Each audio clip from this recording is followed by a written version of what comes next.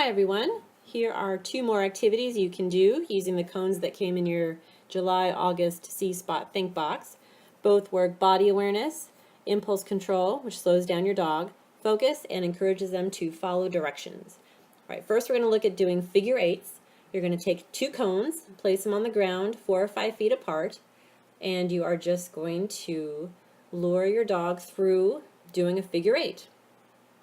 Now Ted here is very focused on Monica's hand, so if at all possible, try not to use a food lure to get him to go through the cones, otherwise you could have the same sort of challenge. If he absolutely won't do the activity without some treats, then by all means use a little piece of kibble or something to get him started, but try to fade that out quickly so you don't just have him focusing on your hand and not paying attention to what he's doing. Now with Ted, we just keep going, make him go around and around, and eventually, once he realizes he's not getting any food for doing this, he starts slowing down, he starts to become more aware of what he's doing, paying attention to his footing, and that's what you're hoping for. Doesn't have to be perfect, it's just to get him to think, slow down, follow what you're asking him to do, and learn that he's got a rear end.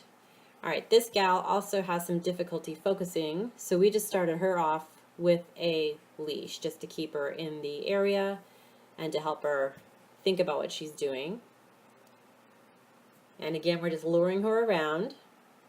She is really comfortable with the target activities using our hands. So if she gets stuck, I ask her to touch my hand, and then most of the time she'll start up again and I can weave her around the cones. Alright, this fellow, we move the cones in a little closer together just for a little bit more of a challenge. He's got great body awareness, so we want to work that a little bit. And again, you're just luring him around in a figure eight. It's a good activity for hyperactive dogs. They have to slow down. Don't reward unless you complete however many sets of this activity you want to do. At first, you may have to do a treat for every cone they go around until they start to learn the activity. You'll know best how to work it with your dog. Alright, next is Serpentine. It's similar to figure eights, but you're going to use more than 2 cones. We use 4. You're welcome to use however many you want. And again, you're just going to lure your dog around the cones, weaving in and out.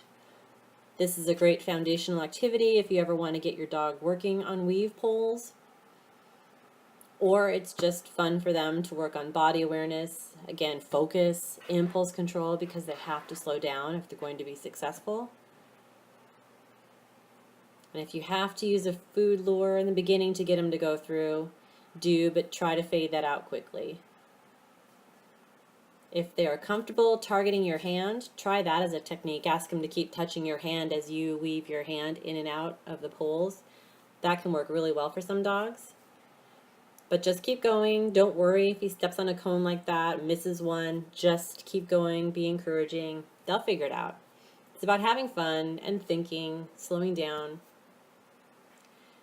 Now this time we put a leash on Ted to help him focus a little bit, and it works much better for him. So that might be something you want to try when first starting this activity.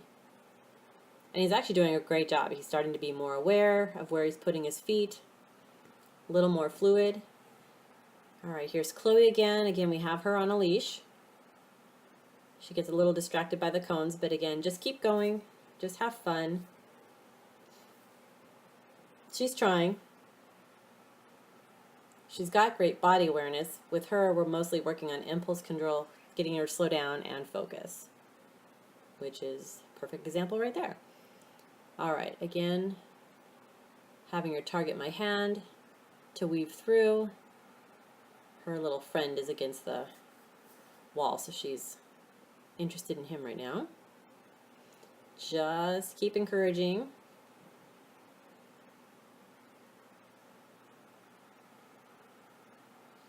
There we go.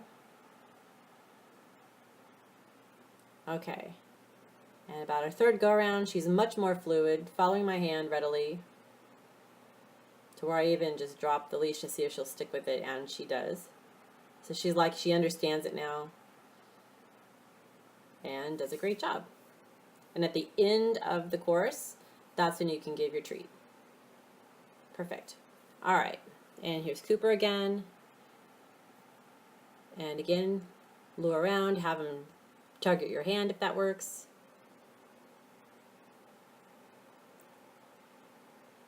It looks simple, but this might be difficult for your dog, so just be patient, have fun.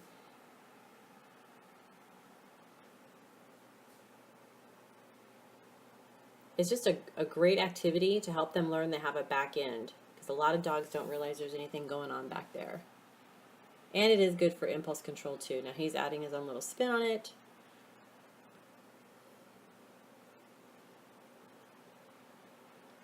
All right. So those are activities 3 and 4, figure eights and serpentines. Again, just be patient, have fun, take breaks if you need to, and get back on it. And if you have any questions, just drop us an email. Thanks.